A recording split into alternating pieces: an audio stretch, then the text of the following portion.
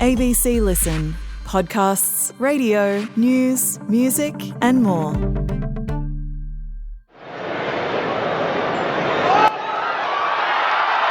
Coming out of the Sistine Chapel chimney, white smoke, which means that the cardinals have elected a new pope. Habemus Papam. A new pope has been elected to lead the Roman Catholic Church. Robert Francis Prevost is the first American ever to be elected as pope. He took the name Pope Leo XIV. La pace sia con tutti voi. Appearing on the balcony above St. Peter's Square shortly after his election to greet thousands of faithful. Fratelli, sorelle carissimi. Peace be with you all. Dear brothers and sisters, this is the first greeting of the risen Christ, the Good Shepherd who gave his life for the flock of God. I too would like this greeting of peace to enter your hearts, to reach your families, to all people everywhere, to all the earth. Peace be with you.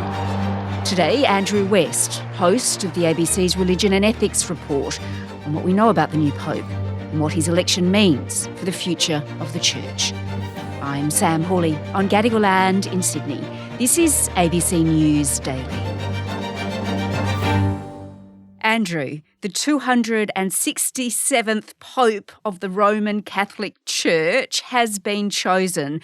And wow, what a moment when he made his debut on the balcony overlooking St. Peter's Square. Sam, I'm still picking my jaw up off the floor, and I was stunned at the history-making fact that we now have an American Pope, yes. Pope Leo XIV. Now, he spent 2/3 of his life outside of America, and he has planted very strong roots in Peru. His mother is Hispanic, so in a way, he has feet in both worlds.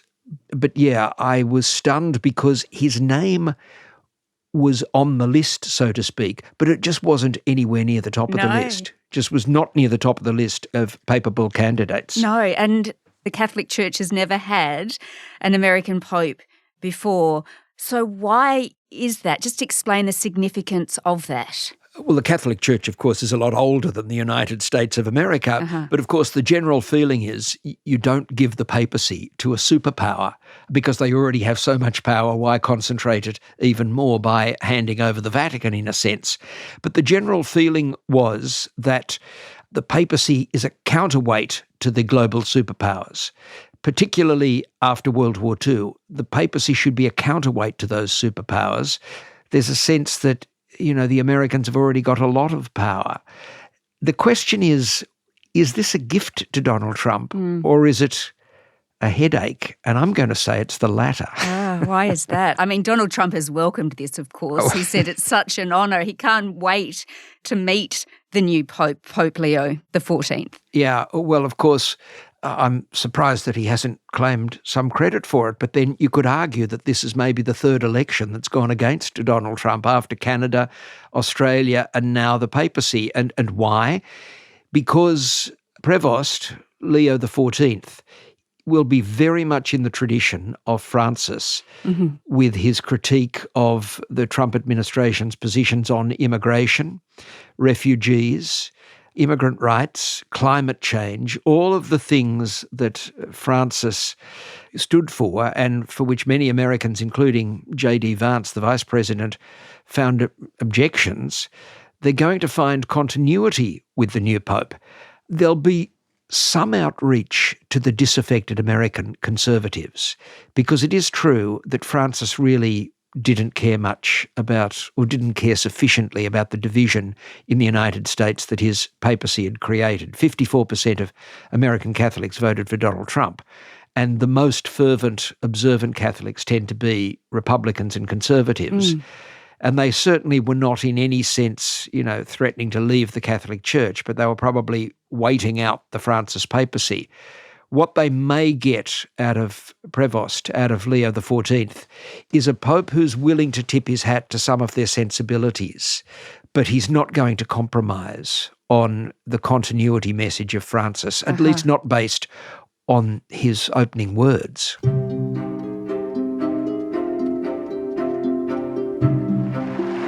Dobbiamo cercare insieme come essere una chiesa missionaria. We must seek together now how to be a missionary church, a church that builds bridges and dialogue, one that's open to receive as this square with open arms to all who need our charity, our presence, dialogue and love.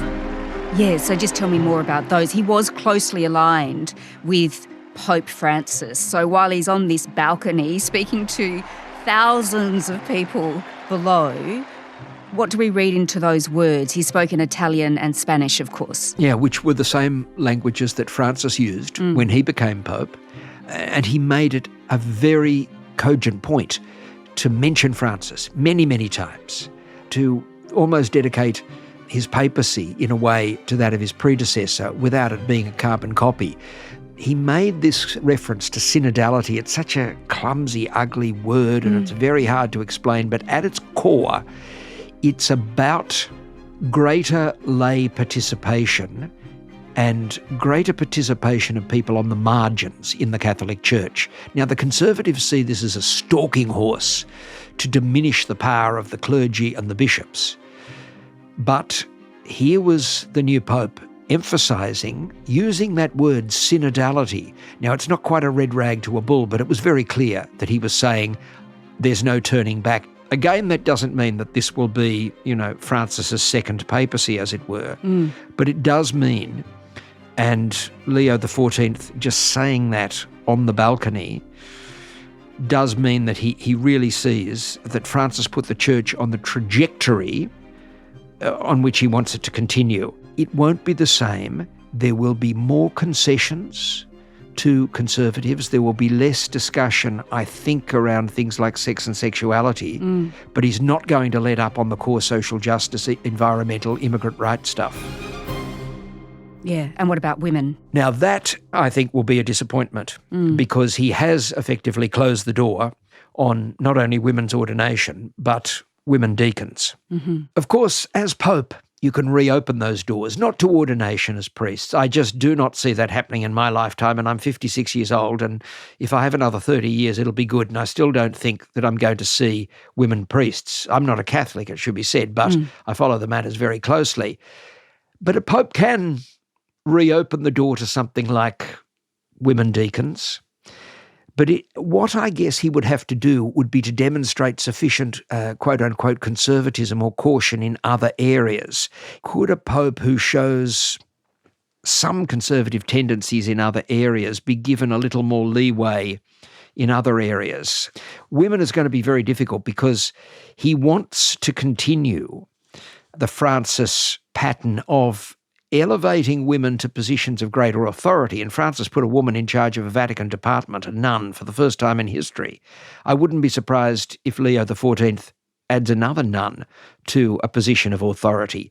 But he's also said things like we should stop clericalising women, and that is code for saying you don't need to be priests to have power. All right. Well, Andrew, the decision itself was relatively quick, wasn't it? The white smoke, it's billowing from the chimney at the Sistine Chapel in Rome sooner, I think, than we had anticipated. So what do we read into that? What we can read is that the top two candidates, the Secretary of State, Parolin, and the Cardinal Archbishop from the Philippines, Cardinal Tagle, who had been working in the Vatican for a few years, was simply unacceptable. And one thing that particularly leapt out at Francis when he made Prevost, now Leo XIV, Cardinal, and indeed when he appointed him as a bishop in Peru, was that he had demonstrated a warm pastoral style, coming out of some of the tough streets of Chicago where Catholic priests, work with drug addicts, they work with street people.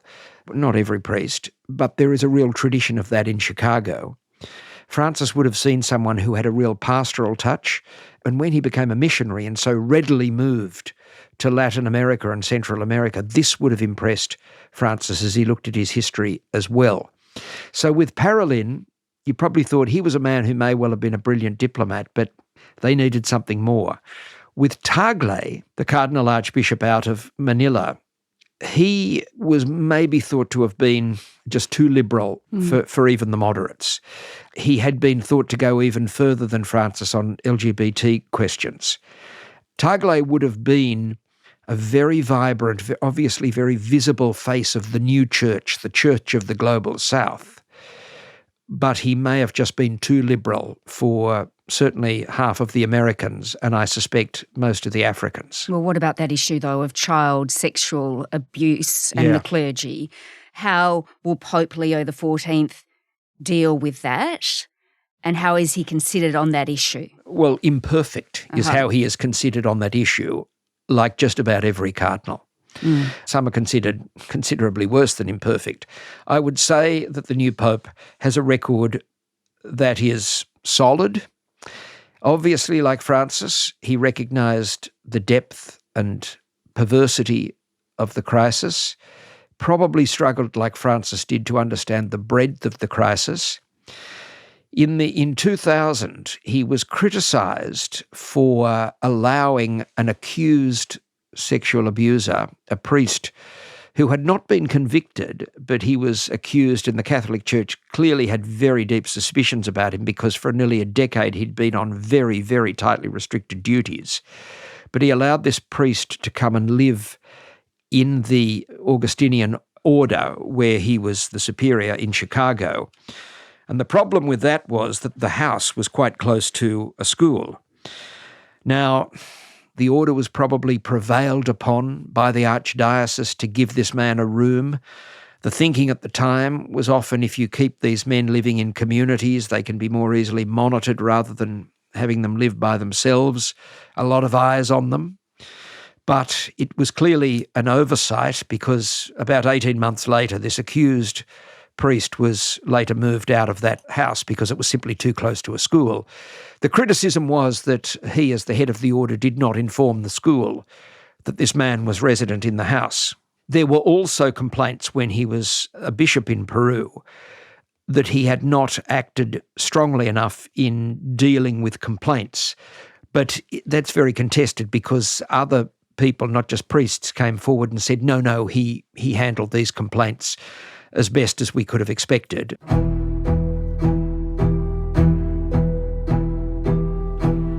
All right. Well, Andrew, I gather a big role of the Pope is to keep the Church alive, if you like, to ensure the number of followers around the world is maintained or even grows. So will he be travelling the world relatively quickly, do you think? I think he will be. I think he will be on a plane within weeks. Let's hope he comes to Australia. It's been 2008, I think, was the last papal visit. We haven't had a papal visit. That was Benedict for World Youth Day. But the first priority will be to assemble, effectively, a Vatican cabinet with a very, very visible presence of cardinals from the Global South. Because there will be a lot of broken hearts in Africa and in South Asia and in Southeast Asia. As warm as they may find Pope Leo XIV and people close to him, and he's not been a hugely public figure, but people speak of his tremendous warmth. And as quickly as they may warm to him, we do have to acknowledge there'll be a lot of broken hearts. The Africans will be saying to themselves, we are keeping the church alive. The Catholic Church under Pope Francis, despite all the problems that continued under Pope Francis, it grew to 1.4 billion people. But that was largely because of Southeast Asia, Africa, South Asia, Oceania, maybe China, which is another challenge for the new Pope. They'll be saying, we thought it was our turn. And we've ended up with another Latin American Pope. So his challenge will be to have something that most popes don't do, to basically have a very visible cabinet. You know, they say you want a cabinet that looks like your country. He needs to have a cabinet with very visible cardinals running powerful departments from places like Africa and South Asia. He has to send a message that you really matter and give them hope that maybe next time it will be their Pope.